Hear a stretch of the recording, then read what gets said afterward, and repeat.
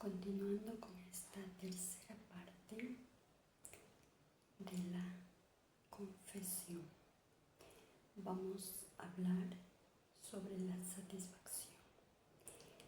En el Catecismo de la Iglesia Católica dice: muchos pecados causan daño al prójimo.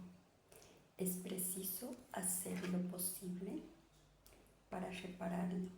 Por ejemplo, restituir las cosas robadas, restablecer la reputación del que ha sido calumniado, compensar las heridas. La simple justicia exige esto, pero además el pecado hiere y debilita al pecador mismo, así como sus relaciones con Dios y con el prójimo. La absolución quita el pecado, pero no remedia todos los desórdenes que el pecado causó. Concilio de Trento, en 1712. Liberado del pecado, el pecador debe todavía recobrar la plena salud espiritual. Por tanto, debe hacer algo más para reparar sus pecados. Debe satisfacer de manera apropiada o expiar sus pecados. Esta satisfacción se llama también penitencia. La penitencia que el confesor impone debe tener en cuenta la situación personal del penitente y buscar su bien espiritual. Debe corresponder todo lo posible a la gravedad y a la naturaleza de los pecados cometidos. Puede consistir en la oración, en ofrendas, en obras de misericordia, servicios al prójimo, privaciones voluntarias, sacrificios y sobre todo la aceptación paciente de la cruz que debemos llevar. Tales penitencias ayudan a configurarnos con Cristo, que el único expió nuestros pecados. Esto podemos verlo y revisarlo en Romanos 3:25 y en 1 de Juan 2, del 1 al 2. Nos permiten llegar a ser coherederos de Cristo resucitado, las penitencias. Entonces, las penitencias ayudan a configurarnos con Cristo, que el único expió nuestros pecados de una vez por todas. Nos permiten llegar a ser coherederos de Cristo resucitado, ya que sufrimos con Él. Romanos 8:17 y Concilio de Trento de 1690. Pero nuestra satisfacción, continúa el Catecismo, la que realizamos por nuestros pecados, solo es posible por medio de Jesucristo. Nosotros que por nosotros mismos no podemos nada. Con la ayuda del que nos fortalece lo podemos todo. Filipenses 4:3. Así, el hombre no tiene nada de que pueda gloriarse, sino que toda nuestra gloria está en Cristo, en quien nosotros satisfacemos, dando frutos dignos de penitencia, que recibimos su fuerza de Él. Por Él son ofrecidos al Padre y gracias a Él son aceptados por el Padre. Concilio de Trento de 1691. El ministro de este sacramento, puesto que Cristo confió a sus apóstoles el ministerio de la reconciliación, los obispos, sus sucesores y los presbíteros, colaboradores de los obispos, continúan ejerciendo este ministerio. En efecto, los obispos y los presbíteros, en virtud del sacramento del orden, tienen el poder de perdonar todos los pecados. En el nombre del Padre, y del Hijo, y del Espíritu Santo. Es lo que habíamos dicho anteriormente. Ellos son un medio para perdonar los pecados. Al decir tienen el poder, quiere decir que el perdón va directamente de Jesús, pasa por el Padre a la persona. Entonces, ¿por qué dice tienen el poder? Porque ellos dicen, te absuelvo de todos tus pecados. pero quien está perdonando los pecados es Jesús, Dios Todopoderoso, a través de ellos, de los sacerdotes. Por eso dice, tienen el poder de perdonar todos los pecados, en el nombre del Padre, y del Hijo, y del Espíritu Santo. Ellos están perdonando, pero son mediadores entre Dios y la persona que se está confesando. El perdón de los pecados reconcilia con Dios y también con la Iglesia. El obispo, cabeza visible de la Iglesia particular, es considerado, por tanto, con justo título, desde los tiempos antiguos, como el que tiene principalmente el poder y el ministerio de la reconciliación. Es el moderador de la disciplina penitencial. El moderador. Entonces, es como un mediador entre Dios Jesús y el penitente. Él es un instrumento de Jesús, de Dios.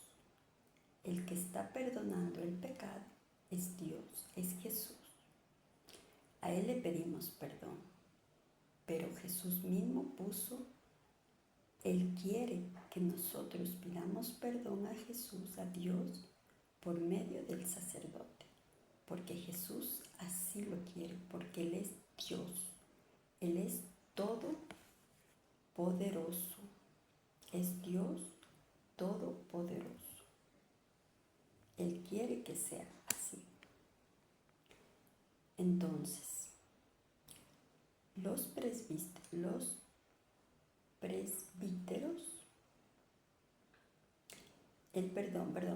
el perdón de los pecados reconcilia con Dios y también con la Iglesia. ¿No es cierto? Los presbíteros, sus colaboradores, lo ejercen en la medida en que han recibido la tarea de administrarlo, o sea, el sacramento de la penitencia, sea de su obispo, de un superior religioso, sea del Papa, a través del derecho de la Iglesia. Ciertos pecados particularmente graves están sancionados con la excomunión, la pena eclesiástica más severa, que impide la recepción de los sacramentos y ejercicio de ciertos actos eclesiásticos, y cuya absolución por consiguiente solo puede ser concedida según el derecho de la Iglesia por el Papa, por el obispo del lugar o por sacerdotes autorizados por ellos. En caso de peligro de muerte, todo sacerdote, aun el que carece de la facultad de oír confesiones, puede absolver de cualquier pecado y de toda excomunión. En caso de peligro de muerte, todo sacerdote, aun el que carece de la facultad de oír confesiones, puede absolver de cualquier pecado y de toda excomunión. Los sacerdotes deben alentar a los fieles a acceder al sacramento de la penitencia y deben mostrarse disponibles a celebrar este sacramento cada vez que los cristianos lo pidan de manera razonable. Por ejemplo, cuando la persona pide, ya sea que que va a empezar el sacramento de la Eucaristía, ya sea que se termine, cuando vea al sacerdote y la persona viene donde el sacerdote le dice, por favor, ¿puede confesarme, Padre? El sacerdote no puede negarse. Así diga que tiene un reglamento que tal día confiesa o que solo tiene tal hora, no puede negarse. Porque es Dios Espíritu Santo quien en ese momento está llevando a la persona a confesarse. Imagínate si algo le pasa a esa persona que fue a pedirle al sacerdote que se confiese Imagínate si le pasa algo y el sacerdote no quiso confesarle. A mí me ha pasado muchas veces.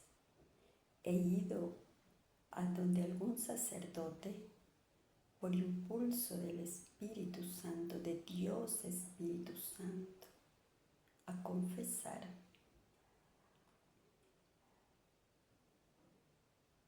El sacerdote no puede negarse, no puede decir, tengo tal hora o tengo tal hora, o solo mi horario es este, o ahorita no puedo. No. El sacerdote no puede negarse si una persona le está pidiendo que le confiese, porque eso es su trabajo, es su servicio que Dios le está pidiendo. Cuando celebra el sacramento de la penitencia, el sacerdote ejerce el ministerio del buen pastor que busca la oveja perdida. Un buen sacerdote, si alguien viene a buscarle alguna persona fuera de sus horarios, debería correr, debería dar gracias, debería ponerse tan feliz que una persona viene a confesarse. No puede negarle el sacramento porque no están en sus horas. No, Dios es para cada minuto.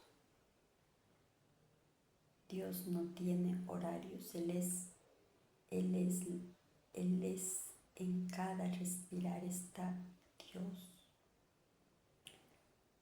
Entonces, cuando celebra el sacramento de la penitencia, el sacerdote ejerce el ministerio del buen pastor que busca la oveja perdida, el del buen samaritano que cura las heridas, del padre que espera al hijo pródigo y lo acoge a su vuelta, del justo juez que no hace acepción de personas y cuyo juicio es a la vez justo y misericordioso. En una palabra, el sacerdote es el signo y el instrumento del amor misericordioso de Dios con el pecador. El confesor no es dueño, sino el servidor del perdón de Dios. Él no es ningún dueño de nadie, Él es un servidor. El ministro de este sacramento debe unirse a la intención y a la caridad de Cristo. Debe tener un conocimiento probado del comportamiento cristiano, experiencia de las cosas humanas, respeto y delicadeza con el que ha caído. Debe amar la verdad, ser fiel al magisterio de la Iglesia y conducir al penitente con paciencia hacia su curación y su plena madurez. Debe orar y hacer penitencia por él, confiándolo a la misericordia del Señor. Un sacerdote no puede confesar con groserías, con altanerías, con ego, con orgullo. No, eso no. Un sacerdote debe confesar con paciencia, con bondad, con amabilidad, con delicadeza, no tratar mal al penitente. No puede tratar mal al penitente.